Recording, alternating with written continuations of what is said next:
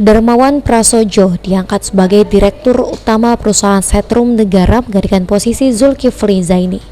Darmawan bukan orang baru di PT PLN Persero, karena sebelum menjabat pimpinan tertinggi di sana, Darmawan merupakan Wakil Direktur Utama kala Zulkifli masih menjabat sebagai Direktur Utama.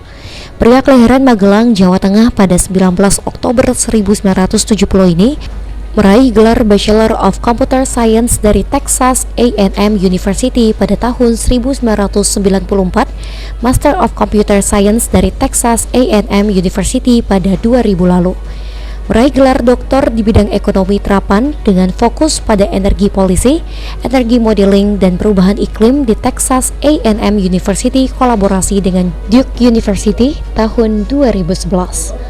Lalu postdoktoral pada bidang energi dan lingkungan dengan fokus pada perubahan iklim, energi baru terbarukan, transisi energi, dan International Climate Agreement.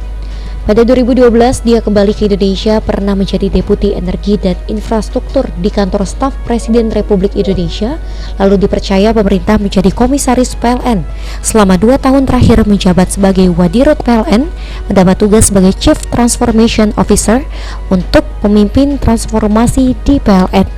Darmawan Prasojo yang akrab dipanggil Pak Darmo adalah seorang ahli perubahan iklim dan IBT, saat ini menakodai PLN dalam mewujudkan transisi energi dalam menerangi Indonesia. Suzan Oktaria, PAL TV.